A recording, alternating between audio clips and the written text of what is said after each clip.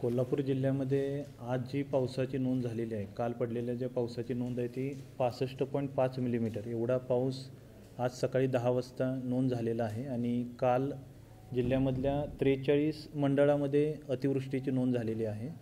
या पावसानुसार ज्या आपण मॉनिटर करतो त्या लेवलमध्ये राजाराम बंधाऱ्याची लेवल आत्ताची 12 वाजताची लेवल आहे ती 36 फूट एवढी आहे. इचलकरंजीचा जो बंधारा आहे, इचलकरंजी बंधाऱ्याची लेवल 57 फूट 2 इंच एवढी आहे. नरसिंहवाडीची लेवल 40 फूट 6 इंच एवढी आहे. तर या सर्व लेवल आपण मॉनिटर करत आहे. साधारणतः मागच्या 24 तासामध्ये राजाराम बंधाऱ्याची लेवल आहे ती 7 फुटांनी वाढलेली आहे. जी मुख्य धरणं आहेत, मुख्य धरणांमधला विसर्ग जर आपण पाहिला तर राधानगरी धरणामधून 11,500 क्युसेक्स एवढा विसर्ग सुरू आहे. दूधगंगा धरणातून आत्ता सकाळीच 20,000 क्युसेक्स एवढा विसर्ग सुरू करण्यात आलेला आहे.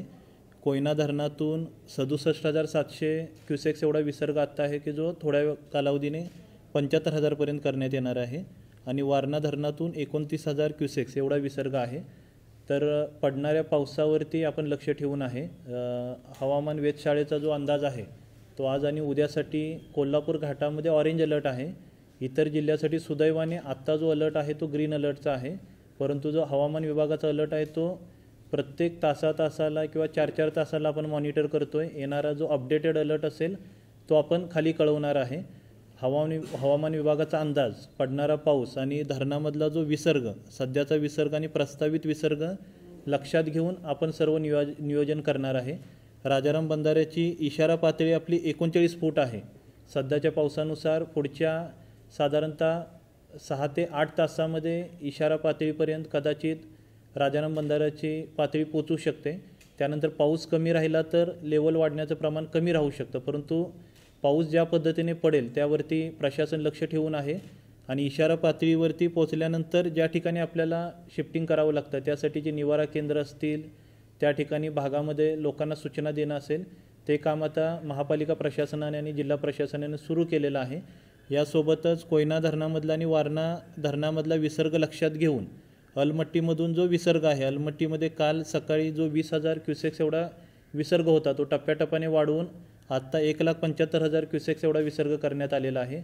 कोयना धरण आणि वारणा धरणातील विसर्ग जसा वाढेल तसा अलमट्टी धरणामधील विसर्ग वाढवण्याबाबत अलमट्टीच्या प्रशासनाशी आम्ही संपर्कात आहे. आणि कोयनेतून आणि वारणेतून येणारा विसर्ग लक्षात घेऊन कुरुंदवाड शहर असेल, शिरोळ तालुका मधील जी गावं असतील त्या ठिकाणच्या ज्या लेवल आपण नेहमी मॉनिटर करतो त्या लेवल आपण मॉनिटर करत आहे. आणि पाऊस परिस्थिती पाहून, हे येणारे विसर्ग पाहून ज्या ज्या ठिकाणी लोकांना शिफ्टिंगबाबत माहिती द्यावी लागेल ती ॲडव्हान्समध्ये माहिती दिली जाईल. परंतु सद्यस्थितीमध्ये जी परिस्थिती आहे ती नियंत्रणामध्ये आहे. पाऊस सध्या बऱ्यापैकी जिल्ह्यामध्ये थांबलेला दिसत आहे. परंतु जर पाऊस पुढे राहिला, धरणातील विसर्ग वाढला तर जे काही नियोजन करावं लागेल त्यासाठी प्रशासन सज्ज आहे. आणि त्याची ॲडव्हान्समध्ये माहिती आहे ती वेळोवेळी आपल्या माध्यमातून सर्वांना नागरिकांना दिली जाईल.